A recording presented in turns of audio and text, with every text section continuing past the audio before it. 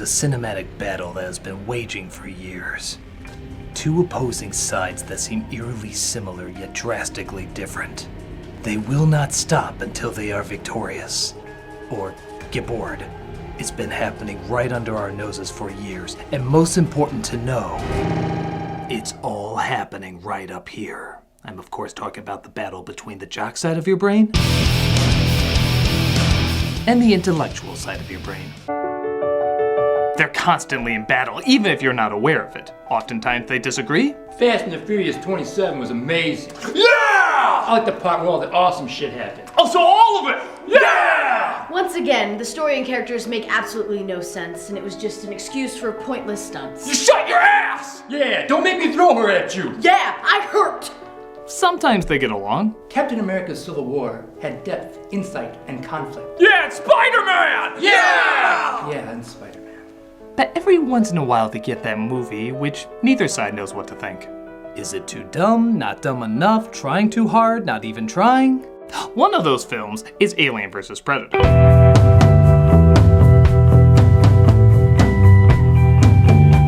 Based off the Alien movie series and the Predator movie series, this idea surprisingly had been buzzing around for a while. When Predator 2 showed the head of an alien mounted, fans immediately started to speculate about what a crossover would be like. There were fan arts, comics, even video games. Hey, if that's the case, where's my Terminator versus RoboCop? Actually, don't do that. Finally, in 2004, after the success of Freddy vs. Jason, we got our cross-horror. While certainly nobody sees it as the best Alien or Predator movie, the reactions still seem to be all over the map. Some love it, some hate it, some say it's just good enough, others say it's just bad enough. I'll admit I was a little concerned when I saw it was directed by Paul W.S. Anderson. You know, the guy whose movies ranges from to This poor dude can never get an R rating when he needs it the most, and even when he does, it gets trimmed down because it was too R for an R rating. Or so fake, that's pretty much just a PG-13 in disguise. Exactly! An Alien vs. Predator movie that's PG-13? That's some bullshit! But it does try and build character and suspense, like the other movies. Yes, it's just when it goes into all that pointless fighting that becomes pedestrian. You kidding me? That's all the best stuff in the movie! You see, it's surprisingly hard to get a grasp on. Unlike the new Alien movies, which everyone can, strangely enough, agree to disagree. Oh yes, those movies are beyond tired and predictable. Why are they still making those? That too, we think those movies are okay.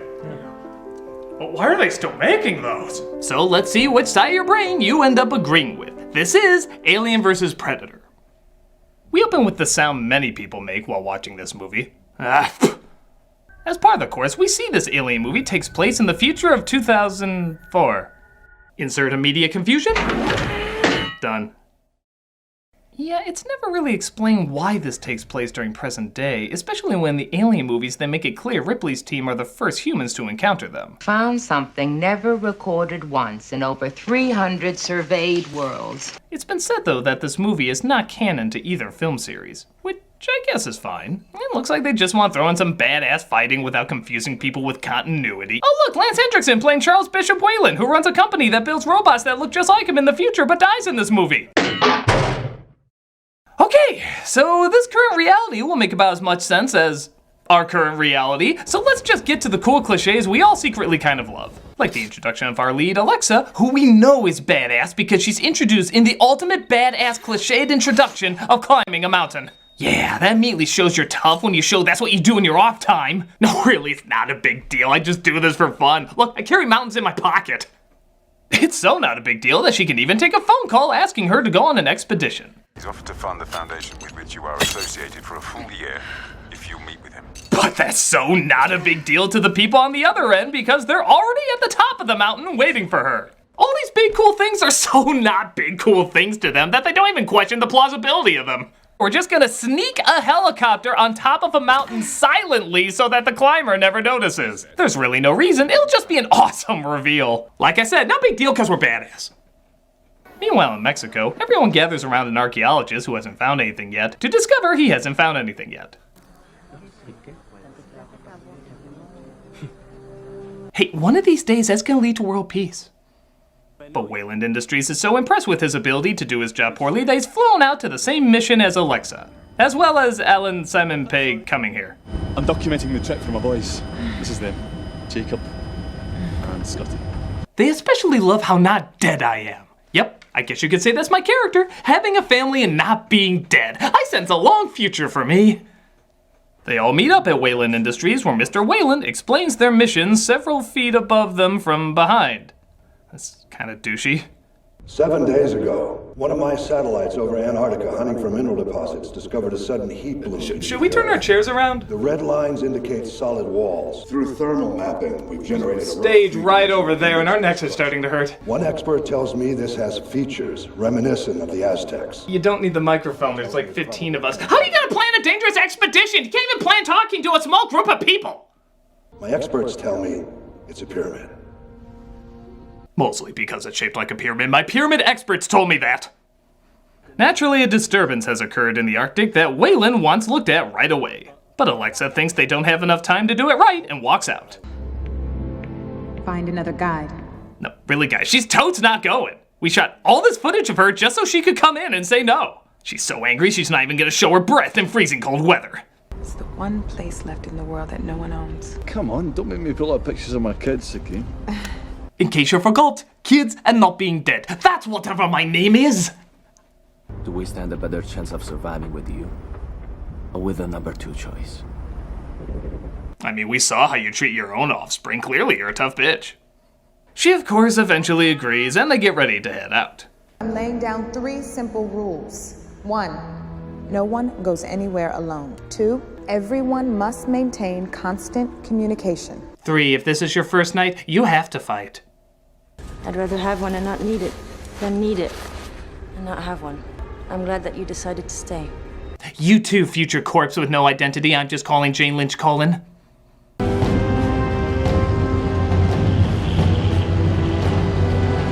Now, you do have to hand it to Mr. Anderson for trying to establish mood through beautiful cinematography. As well as characters you surprisingly don't want to see their necks broken in the sequel. Yeah, but we're the aliens versus predators!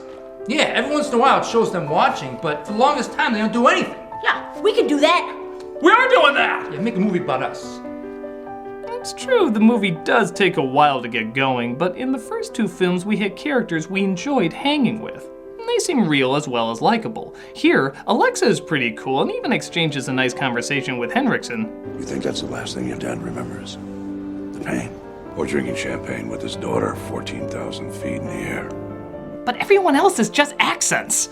Oh, I sure hope Mexican accent doesn't die before Scottish accent, but at least we would still have... I'm telling you, there's no team and no machine in the world that could cut to this depth in 24 hours. Whatever the hell that's trying to be. I'm gonna say adorable. They journey through the ruins of the Flintstone end credits where they partake in their favorite game, Fake Out Chunning. Lex! That was pretty good, but surely there's a better one behind the corner. I'm sorry, that doesn't count unless you make a chun with every step you take. Actually, I would kill if that penguin took the role of the cat in the series. Hell, we could give it its own animated spin-off with a surprise ending. Why am I the only one that sees some possibilities here? There's a pretty cool shot when the Predator ship passes over them, literally without making a sound. In fact, it actually goes more quiet when it passes over.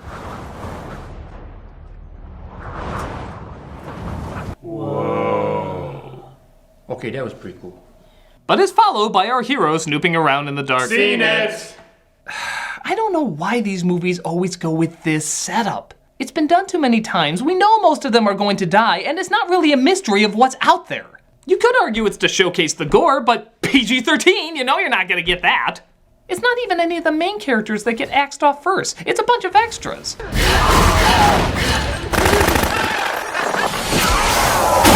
I'm surprised the Predator's vision doesn't look like this.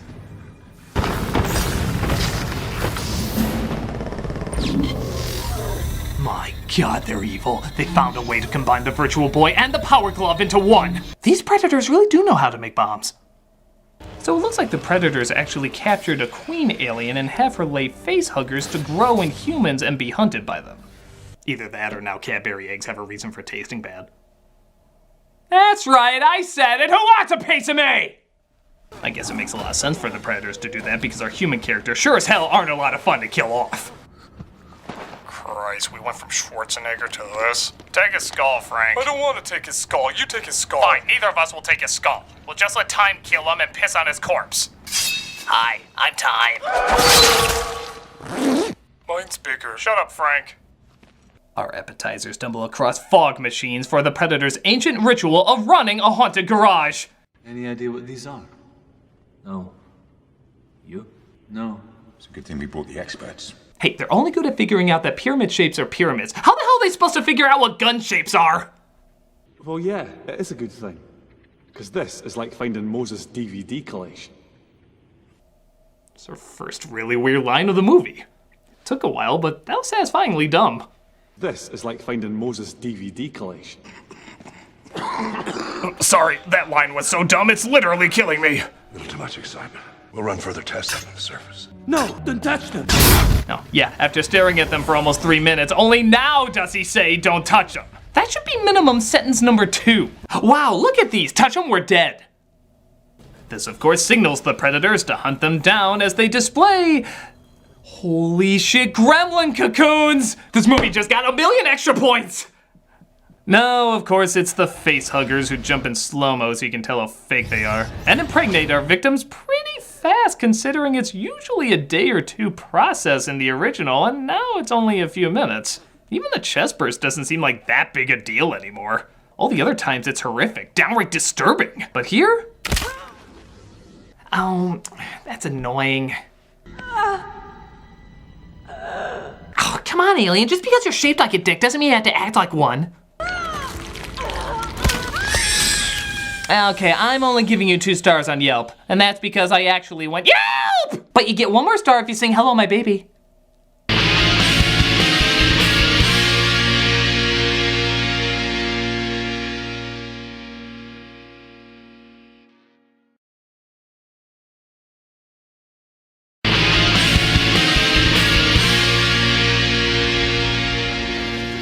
Meanwhile, everyone either gets Tetris to death or separated.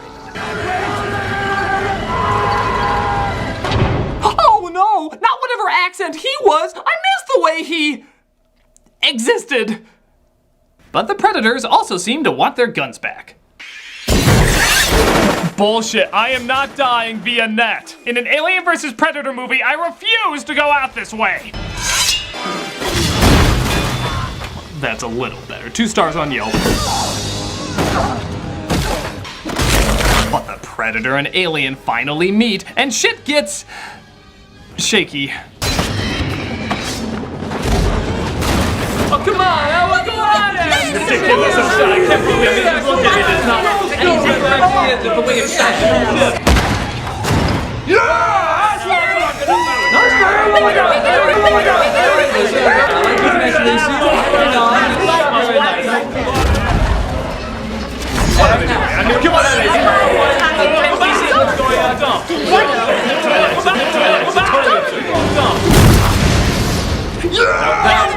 That's more like it. Yes, now we're on track.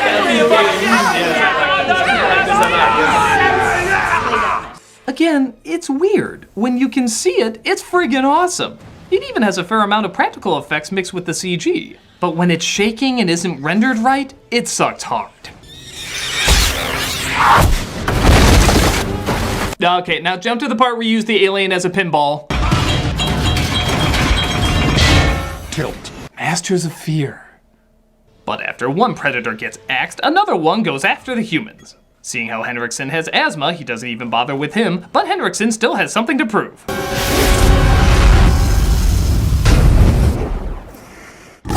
Sorry. Joke's on you, I'm somehow gonna end up in 2 more Alien movies.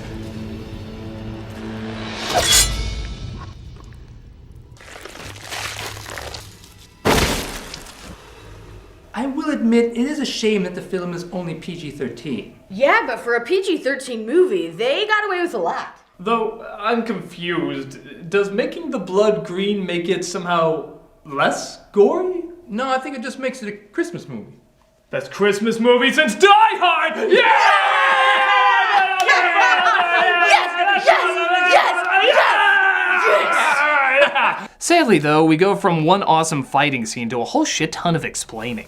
Ancient warriors would mark themselves. These hunters found a backwater planet and were worshipped as gods. Humans were used to breed the ultimate prey. But if the hunters lost, they made sure nothing survived. The heat plume was designed to lure us down here. Nobody cares! We don't need to know why they mark themselves, we can figure it out. Obviously it's a predator temple, they're plastered all over the place. And it's pretty clear they breed the aliens to hunt them because we know that's what they enjoy. Though, I'll say this, there is one thing they don't explain. Why have a temple at all? Why not just drop a few eggs, wait a year, and then literally hunt a planet of aliens? Wouldn't that be much more challenging? That'd be a great vacation spot for predator families. Hey kids, you wanna go to Planet Dickhole? You do nothing but zap dickholes who have dickholes in their dickholes. We already have a children's film for them to watch afterwards. How can nobody smell the money? Oh, by the way, Die McDie Dead dies. To be fair, it is good to know that the guy that goes on and on about his kids is killed off by another parent's kids. It's kind of like a vegetarian being trampled by a cow. It's a little funny. You know what's not funny? All this guy's explaining. When that door opens, we're dead. During a big game hunt, the animal's been hunted. Don't arm them. Damn it, just PG-13 him to death! Thank you! This means it's just Alexa left as she confronts the last predator, gives him back his gun, and through honestly very clever storytelling, we're visually told everything with no dialogue. She kills an alien, winning his respect. They realize they have to work together. He shows her the alien skin is immune to the acid blood, so she uses the tail as a spear and the head as a goddamn shield and— Why wasn't this movie about her? What? What do you mean? All the cool stuff is happening now. Using the alien armor alone is badass. Well, you can't just have a horror film with only one person through most of it. Well, actually, he may have a point. Because the movie is PG-13, the only gore we can get is from the monsters, and there's been plenty of horror films that focus on one person most of the time. As long as the character is interesting like she is, that would possibly work. There'd be less filler and dialogue, and by focusing on only one person, it'd surprisingly have more human interest. And we get more of what we want. Alien versus Predator, man! Yeah!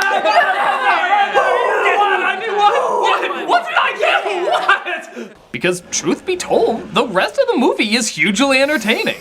The aliens help the Queen escape, they find various ways to outsmart and outrun it, and they have to do it all through communication that's not verbal. True, sometimes it's Resident Evil shows, but it's shot great, the pacing is better, and it's nothing but the cool badass characters left just being cool badass characters. She even has to show her loyalty by killing off one of her friends because an alien is bursting out of him, showing she's not going soft and she means business. It's actually pretty cool. After they blow the entire temple up, which I'm sure means the Queen is destroyed. Hey, as long as this thing doesn't pop up, I'm good. He marks her, making her a first-level Awesomenator. But naturally, it's not quite over. We are not amused. It's a three-way battle between alien, predator, and human, and by God, just saying that sentence was amazing! But they all get injured, meaning they have to take cover. Quick, through the elephant graveyard!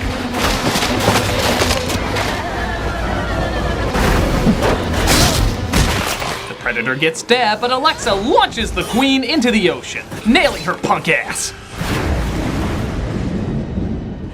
I wish I could drown. It's gonna be a long life. It looks like other predators arrive. Just in the nick of time? But they see she's an honorary brother and leave her alone, even giving her one of their staffs for putting up an honorable fight. Oh, and don't touch the red button, that'll blow up Earth. Laters! But they should have ran that body through customs because it looks like he's carrying some illegal cargo.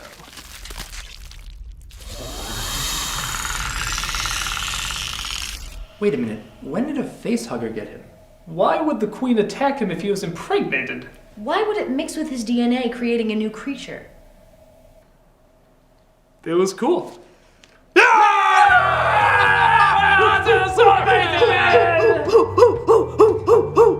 So that was Alien vs. Predator, and even today, it's still kinda hard to get a grasp on.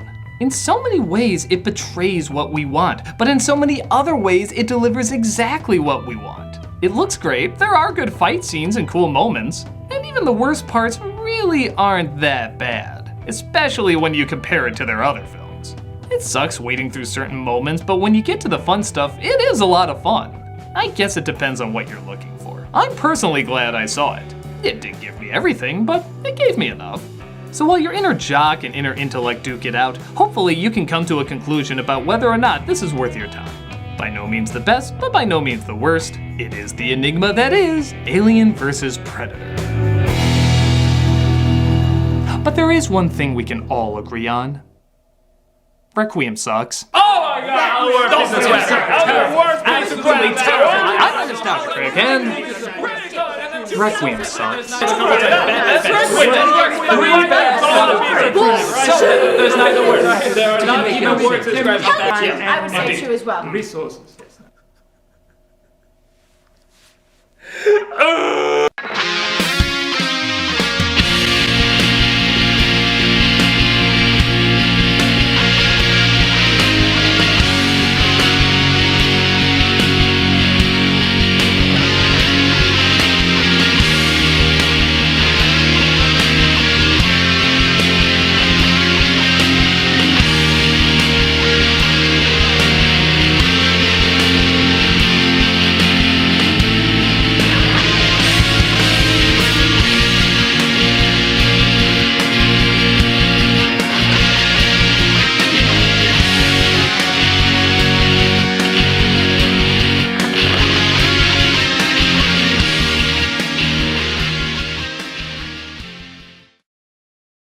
This is like finding Moses' DVD collection.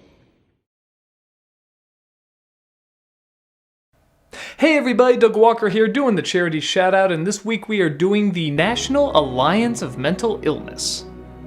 This is the nation's largest grassroots mental health organization dedicated to building better lives for the millions of Americans affected by mental illness. What started as a small group of families gathered around a kitchen table in 1979 has blossomed into the nation's leading voice on mental health. Today, they're an association of hundreds of local affiliates, state organizations, and volunteers who work in your community to raise awareness and provide support and education that was not previously available to those in need. They provide volunteer leaders with the tools, resources, and skills necessary to save mental health in all states. Their telephone helpline allows them to respond personally to hundreds of thousands of requests each year, providing free referral, information, and support. If you look at their site and their YouTube channel, you can see how serious mental health is and how much needs to be dedicated to keep it in check. Take a look at this wonderful organization and see how you can make a big difference not only in another person's life, but maybe yours as well.